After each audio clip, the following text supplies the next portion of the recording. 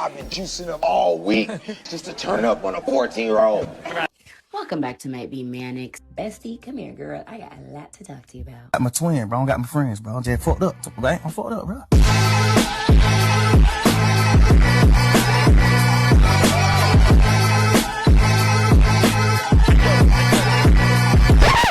So today we're talking about the institutional lie that is you. And I know that sounds dramatic, but just stay with me. Because I think something is happening to identity that feels quietly engineered by the big guys. Not a conspiracy, just conditioning.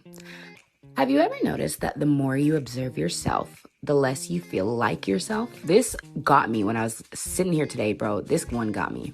Like, there's you living your life, and then there's you watching your life, there's you being perceived, and there's you perceiving what others are perceiving of you. There's a third version, fourth version, fifth version, editing both of them in real time, like a director who never turns the camera off except you're on live. And I don't think humans were built for that. It's crazy because most of us are scared to go live, but we go live every time we wake up. We used to not really know what we look like, and, not in a deep way. Consistently seeing mirrors of cameras everywhere, and now we see ourselves at every corner. Front camera, back camera, mirrors, screens, reflections, reactions, and we allow ourselves to let others give their opinion on our appearance.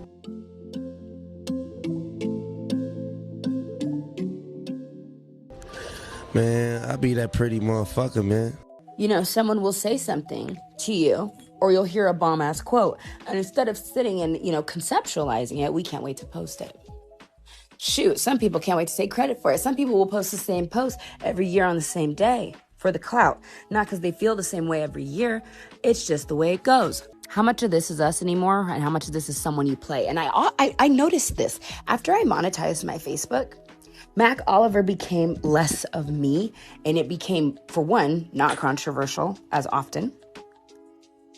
And it also became, now I make money off this, now it's a job. You don't do whatever you do at work necessarily. You know what I'm saying? Once it becomes income, you want to preserve that. So would possibly become less of you and more of what people want to see. You get your niche. Like, I did a lot of weight loss videos. So that's what people expect to see from me. So I'll do them every so often because that's what people like, because that's the following I've created, is people that are a part of the weight loss or nutrition fitness community, which is fine. I don't mind it, but that's not all of who I am. It's a part of who I am that got the most virality. Even silence feels like it needs meaning, Existing feels like something you have to explain after. Like, even doing something like meditation, you have to have the right outfit. You have to have the right body. You have to have the right look, the right camera.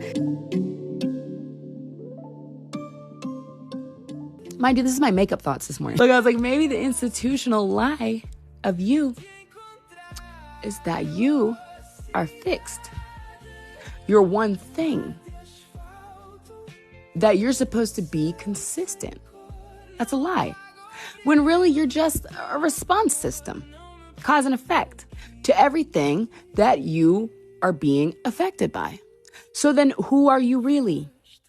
I always say the real you is for you only. And I mean that. And if you think about it, the more you think about that, the more correct it becomes. The real me is for me only.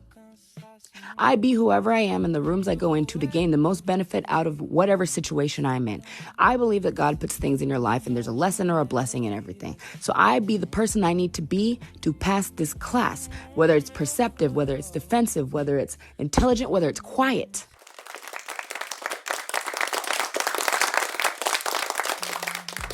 Are you the one? Is the real you the one being watched, or the one doing neither, both, a little bit here and there, or the one who's wondering which is real?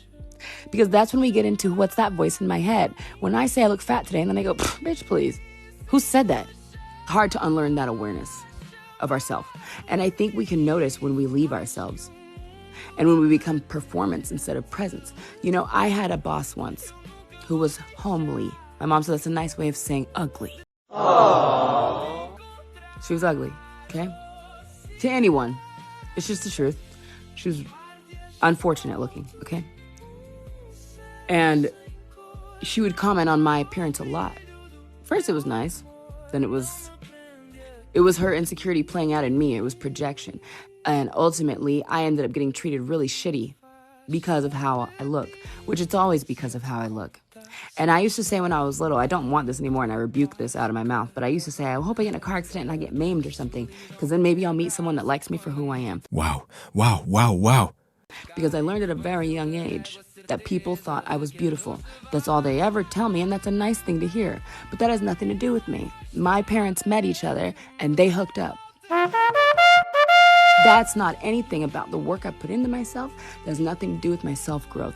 My parents hooked up, and then this is how the product of that mixed together, blended, put it in the oven, seasoned, and come out, and it's me. This time, that's just the way it went. That has nothing to do with me.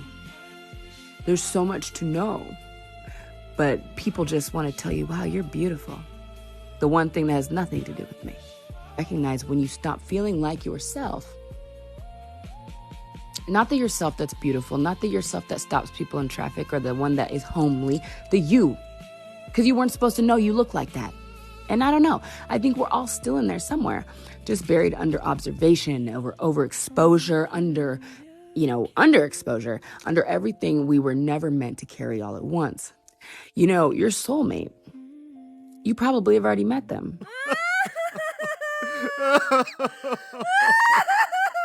But because of the illusion of options, many of us don't want them. And every time I date somebody, oh my gosh, Mackenzie dates the ugliest men. I don't know what that's about. And for me, it's like this.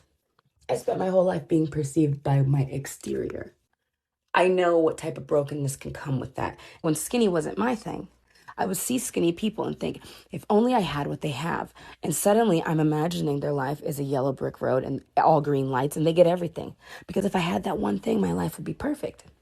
Just like the boss that projected onto me. You think their life must be perfect because they have the one thing I've always wanted. And so in turn, she made my life difficult. So why would I go around looking for a GQ model when I know that yields internal brokenness? And because what would we actually have together? Now, I'm not saying I don't date attractive guys. They're attractive to me. But beauty to me is different. It's just different. And it's not external only. Yes, someone can be great looking, but life goes on. Things change. You could get in a car accident and you could get cut in the face in a fight. You could break your leg and be paralyzed for life. You could, get attacked by an animal. You're going to get old. Even if you walk away from all those hazards and none of those things happen, you're going to get old. You may not age gracefully. Just like how every kid has like an ugly stage. And yeah, I said it because it's true. My ugly stage was 11. I had big, bucky teeth, and my skin got really oily. I had a space maintainer in my mouth for years. Not braces, but damn near close. Wire in my mouth. And I had circular glasses like Harry Potter. I'm not crying, you're crying. I'm not afraid to admit it. Hair didn't never want to sit down. It was going every which way, and all sorts of shit was going on. But in that time, when I was not perceiving myself because I was having an ugly phase, is when I found out most truly who I was. And so the more vanity you have from hearing beautiful and having to perpetuate that all the time after that, keep up appearances, because that's the thing people like about you, or whatever it is. If whatever people like about you is external, you understand that you work to keep it that way. Right? It's like Beyonce works to make sure she can always sing because that's what we like about her. But what if she's a great cook? Well, you can't water that garden because you're busy keeping the one that we compliment. So you have relevance and value to the public. If she was to lose that, she could be herself without worrying about perception. Sometimes your greatest gift is the reason you can't be yourself. Sometimes the thing that people perceive as a blessing is actually something that hinders you and curses you, and it puts you further from the goal of being yourself. I mean, can you imagine if for 1 month you didn't have any mirrors? We couldn't. Because, I heard once, you'll know you've achieved, total nirvana, you've evolved as much as one can evolve, when someone asks you this question and you remain silent. The question is, who are you? People say their name. No, but who are you? I'm a mom, I'm a this, no, but who are you? When someone asks you that question and you just stand there and look them dead in their eyes, you finally figured it out.